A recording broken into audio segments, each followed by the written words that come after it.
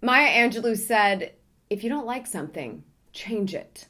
If you can't change it, change your attitude. We think about things that we want to change all the time, whether they are controllable or not so controllable. If you know there's a few things in your life that are due for a change, I have a few ideas of things that you can do that, if done diligently, you just might find that you've created a life you love.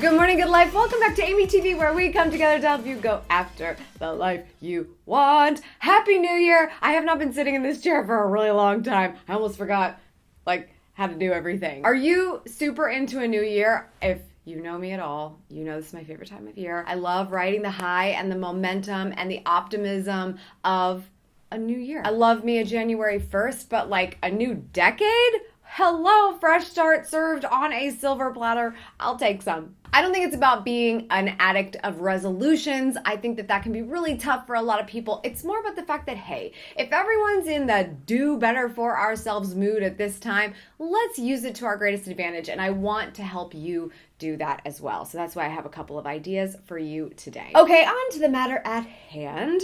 How do you change your life? And even more importantly, how do you make it stick? Here are my ideas. My first piece of advice, and this is a big one, probably the most important of the entire list. I like to give you value right away. Be unapologetically you. This is hard. A lot of us have a pretty good idea of who we are and either don't come to terms with it, don't share it with anyone else, or hide from it. And I don't think that's healthy. It actually might seem healthy because it seems like we can avoid confrontation and avoid these moments where who we are might not always work with the situations that we're in or how somebody else feels about something. But knowing who you are and what you stand for is very important. If you believe in it, if your beliefs are really, truly yours, that you would be able to share that with people outside of yourself. And even if you don't share anything with any people, why waver when you believe something deeply? We can really get confused about what our beliefs are and who we are and what we think because we're looking at social media a lot. We're watching a lot of content on television. There's something to know and an opinion to hear from everywhere. And that can get annoying after a while, if we're being honest. But I have found that the more I have sacrificed or compromised who I am because of my surroundings or the people around me, the more I paid for it later, whether it was mindset-wise, just like me thinking about it to myself, or just lack of clarity to the people around me that this is just not who I am. The unapologetic aspect of this is so important. This is probably the most grand example of the advice, stop apologizing. You know how you apologize when somebody else bumps into you or something happens where you're like, I apologized. I don't know why I apologized, but at least I apologized. At least I'm a good human, right? We do that about who we are all the time. And that's not getting us anywhere. We're not building confidence. We're actively tearing down the confidence in ourselves by being apologetic for who we are. So I know that this one is not something you can turn on, but if it is a muscle, I want you to work it as early as possible because the reality is you're going to face a lot less guilt if you can have a real conversation with yourself about, ooh, so-and-so didn't approve that I did this, or so-and-so doesn't approve of my life like that. But do I feel shame about it?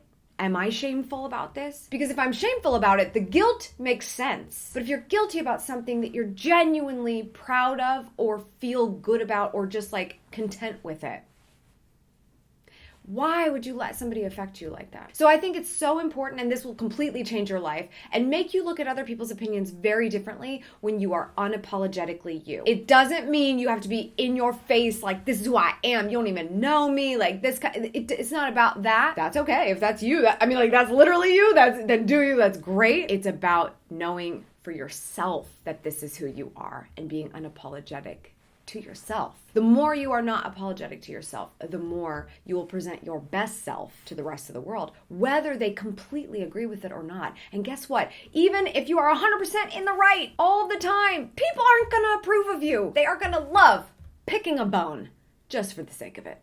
So do you, unapologetically. Number 2, build small daily habits. Okay, I did not say big, I said small. They don't have to be huge, they just have to be tiny, but they have to happen all the time. They have to be habits. Habits are only habits when they are actually habits. Habits are habitual. Habits are not just things you started doing one day, and therefore you did it once and now it's a habit. No, it's a habit once it becomes a habit, but you have to start somewhere. And if you try to start with something crazy, especially January 1st, right?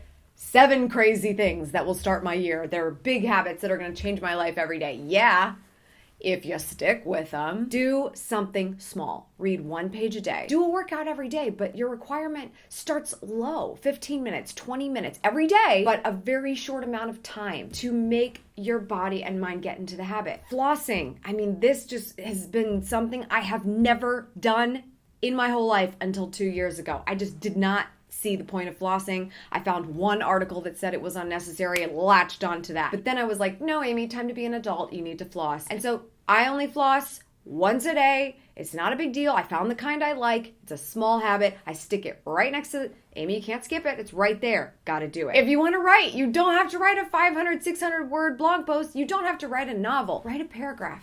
Just sit down and write a paragraph. If you want to do something other than just journaling and you want it to be crafted writing, do something small. You will find that just by doing these little things every day, a lot of other things around you change. Not just the fact that you're building these little things that are going on slowly but surely, but you look at other things differently, like, oh, I should go to bed a little early. I think I would really like to write that paragraph with an extra half hour of time in the morning. Or you'll look at things like, haven't been to the dentist in like 3 years. I should set that appointment up. If you do the little things, the big things take shape and the little things become big things over time. You might go to the dentist after 3 years and they're going to go, you brush, you floss, you're crushing it.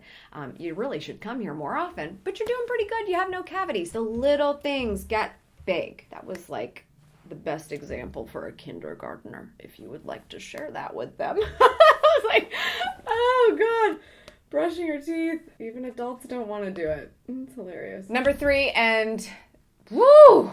This is a big one. Should this have been number 2? I think it's number 2 in the rankings. I don't know. They're all pretty important. Number 3, cut toxic people out. Toxic is such a mean word, right? So it kind of makes you feel like, oh boy, I have to get aggressive to change my life. Well, yes. But also, sometimes toxic people aren't actually as bad as that sounds, but just like your small habits build to be something big over time, somebody who does little things all the time that eat away at you just might become a hugely big problem. So a lot of times if we hear someone go, get the toxic people out, we're like, oh yeah, I don't hang out with that guy anymore who like drinks too much. That was a toxic guy. No, it doesn't always have to be somebody who is irresponsible about stuff like that. It could be someone who literally talks about nothing but gossip.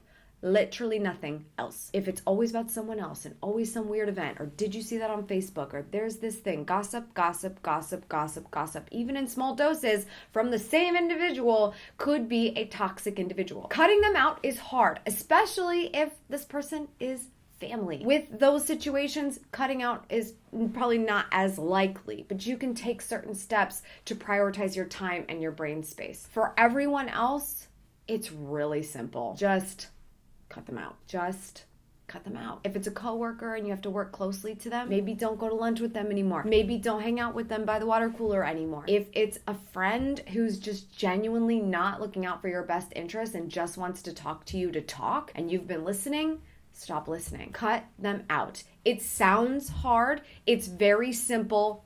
It's both. It is both.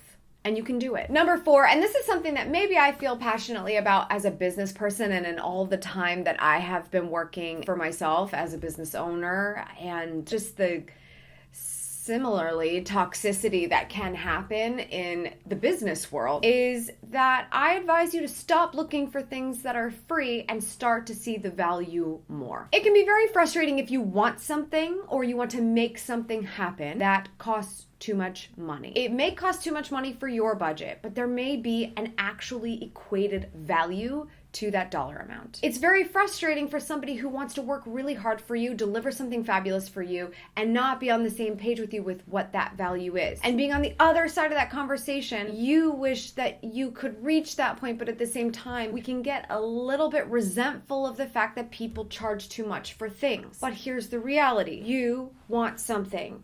It is valued by you, therefore it has a value attached to it. Being resentful of things that are too expensive or lots and lots of money but are still desired is a really great way to go down a very south path of making money the enemy. But money in general helps us to make things happen. It helps us to move and shake and sell and buy and live and thrive. And we have to learn how to manage it, depending on what our lifestyle is, appropriately. So rather than thinking, oh, I bet I could get that guy to do that cheap, or I bet that guy will do it for free, or I bet I could trade this, does not mean that it's not possible, but not everything should be looked at that way. If you truly want to get what you paid for, figure out how you're paying for it. If it's free, you'll get what you're paying for.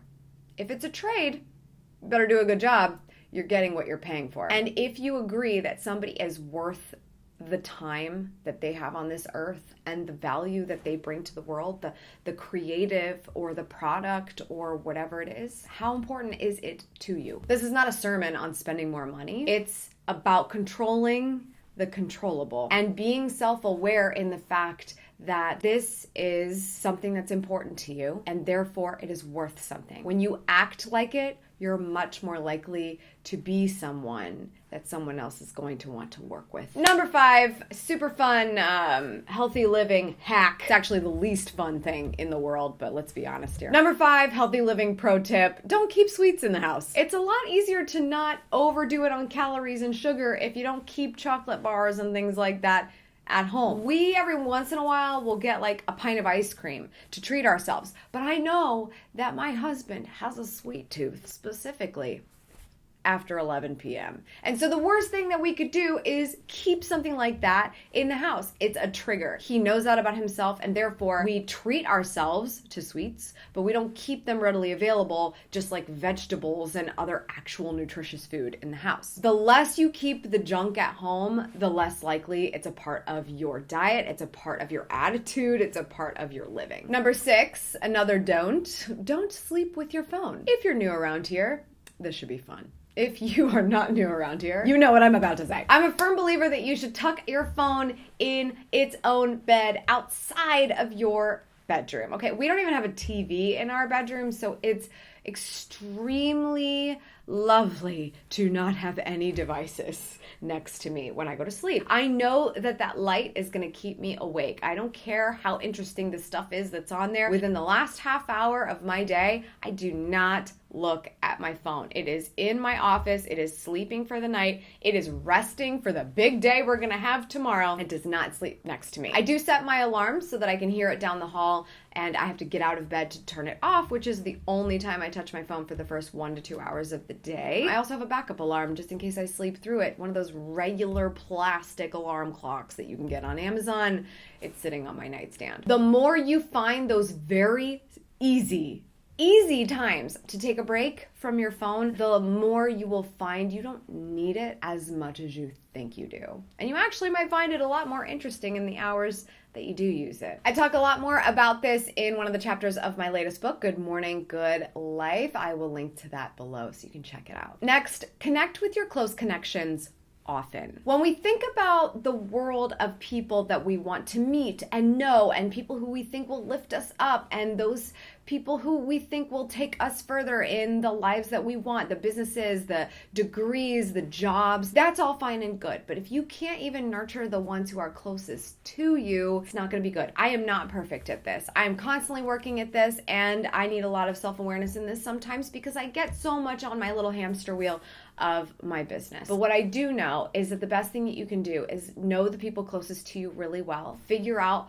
how they receive love, like what does it mean to them to feel like they are loved, and show that on a regular basis. Those are the people that are going to be there for you when you're down, when things are not going well. They are your support system, and you have to do the work for them so that they will be there for you when you need them. Number 8, save and invest automatically. I love automatically withdrawing money from my bank account into a savings account that is accruing with investments and interest. I know it's really important to save and invest, so I like to do it automatically. I don't like to think about it. I don't like to move really big chunks of money. I like little bits that I don't see over a space of time. One of my favorite apps for this is Acorns. They can automatic withdraw a certain amount per week, per month, or whatever the case may be. And they can also do rounding up. So if you use your debit card or something like that to make a transaction, go buy a coffee, it'll round up the way that you want it to so that that extra change or a couple bucks is sent over to a savings account where it is also accruing interest and more money with investments. I will leave a link to that in the description below just because it's so simple and easy. I don't see why anyone wouldn't do it because it's one little thing you could do and you won't even notice that will totally change your financial life over time. Number 9, remind yourself every day that nobody cares. This is just like the worst and best advice ever. The worst because it sucks that it's true, and the best because the sooner you will realize that you are completely in control of your life and nobody else can do it for you. We often find ourselves getting caught up with what everybody's thinking about us all the time. And if you actually just sit down and go, okay, if I wasn't spending brain space on that, if I wasn't so worried about that perception, then I'd probably get a lot more stuff done. And you would be right. And meanwhile, the people's opinions who you are taking far too much into consideration, really, they don't know what they're doing either. They're overanalyzing your opinion about them or everyone else's opinion about them. And they might be doing a lot less because they're spending too much time on that same brain space. That is a common thing to do. That is a mediocre thing to do. We are uncommon. We are not mediocre. So why are we worried so much about what people think? It's not something you can make go away completely, but we can and we will stop overweighing it when it comes to what we actually feel about ourselves. So just wake up every day and remind yourself, nobody cares. Literally, nobody cares. They care, but they also just don't care. They literally don't care what you're doing. So until you do it and you do whatever job you're going to do with it, nobody cares.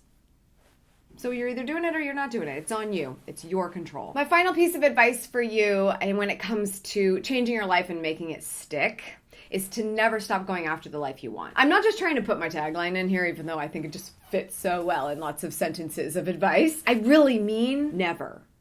Never stop. Finding your passion, finding the thing that is your purpose on this earth and in this human form is a lot of work. It's a lot of journey. It's a lot of milestones. It's a lot of good. It's a lot of bad. It's a lot of just you. It's on you. And along the way, when we try to remind ourselves nobody cares, but we also take a lot into consideration when it comes to outside opinion, and we keep going and we keep going and we think, oh, this is getting tiring. I don't like it anymore, or it doesn't seem to be working, or I look stupid by doing this and it doesn't seem to be working, so I'm going to stop. Usually we give up on the things too soon that might be the exact thing we should be doing, and we're doing it for the wrong reasons. And we're quitting for the wrong reasons. If I have to credit anything to do with the fact that I still get to have this day-to-day life of really interesting events and super fun conversations with you, if I have to credit anything when it comes to my day-to-day life being interesting every single day and the different types of conversations I get to have with you and the places that I get to go and the things I get to see and play, all the people I get to meet, I have to credit that to the fact that even when things were hard, I just kept doing it because I really believed it was something I should be doing. And if I just got through this tough point, there might be an easy point after that. I'm gonna encounter another tough point. There might be another really great moment after that. So if you truly are going after the life you want, I promise you right now, staying power is a thing that is hard to come by. I see so many walks of life who started doing something 5 years ago and they stopped doing it a year later. They started something else and they stopped it. Don't be the quitter. Stick it out. If you are really sure it's something you love, if you're really sure it's going to be hard but you want it, never stop going after the life you want. It's going to be hard work either way. The things you love, making YouTube videos, fabulous, glamorous, look at me, lights, yay, makeup, hair. It's hard. It gets really hard, especially when people are drilling upstairs. But the results for me, the conversations I have with you make it so worth it, and all of the things that complement it make it even better, that every once in a while, if a video doesn't do so well, it's okay. Or if I didn't have my best shooting day, that's all right. Or if my hair didn't curl the way I wanted it to, I'll get through it. But if you stop, you are the average person that we are so familiar with. And what I know for sure is you are not here if you are hoping to pull off average for a lifetime. Straight up, that ain't you. Here is your question of the day. What is the biggest thing in your mind right now? What is the biggest change that you need to make in your life? And what do you think the first baby step is to making that happen? Share that in the comments below. To those of you who may have bought my new book, Good Morning, Good Life, I love you. Thank you so much. We've gotten such amazing feedback about it. It's just like absolutely incredible. We've had some speed bumps along the way, but it's going really well now. And so if you bought it, thank you. If you haven't heard of it, I will link to it below. But if you're already a fan of the book, you might be interested in a challenge that I unleashed onto the world at the beginning of the year. It's my 20-day Good Morning, Good Life morning challenge for 2020. 20 for 2020. It's just an email, really simple. It's free. The link is below. It's just a little prompt I'm going to send to you every single morning for 20 days to motivate you a little bit more in your morning routine. If you join Shine Squad on Patreon, there is actually an audio version. So I will link to all of that below if you want to check it out. If you want to change your life, wake up a little bit earlier, do something that matters to you. Start your day on your terms. Do it. I kind of have like an announcement to make. I'm making this proclamation. In 2020, my team and I did a little bit of planning, actually a lot of bit of planning. And one of the things that we decided we really wanted to present to you and go after in the life that we want in this world that we're working in is that we want to make sure that we are continuing to affect as many people as possible. The amount of positive feedback that we've gotten about the book and any of the videos that I've ever created or podcasts or whatever, like, it's so amazing to hear that it is helping. And that is what our mission is. We want to be able to do that for you. So we basically just decided, well, let's make it bigger, better, and help more people and do the best that we can to ask our audience to help us with that. So with that, one of the goals that we set for ourselves this year is to hit 1 million YouTube subscribers. This has nothing to do with like YouTube subscriber land. I actually think the number of subscribers on a channel has less to do with its success these days, but I'm not going to go in a vlog like a boss rant right now, okay? It has more to do with that number being something that you and I can both see and say, hey, we are moving the needle on this world and going after the life that we want and helping other people do it as well. And I feel like if you recommend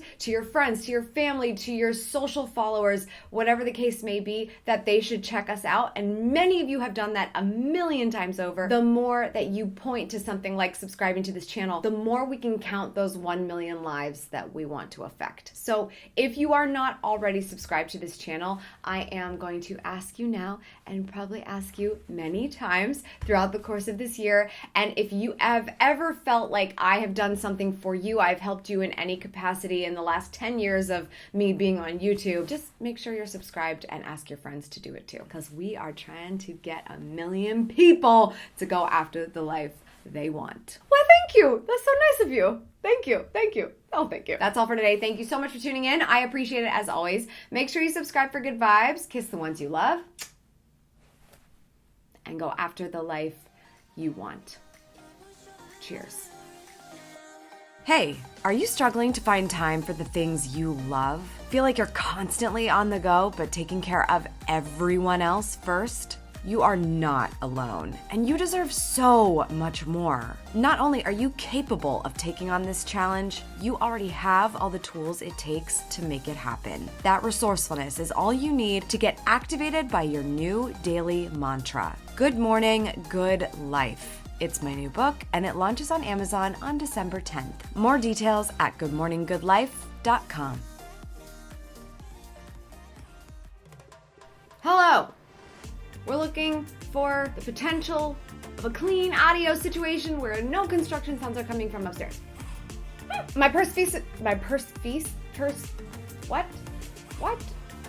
And super fun conversations with you. Construction.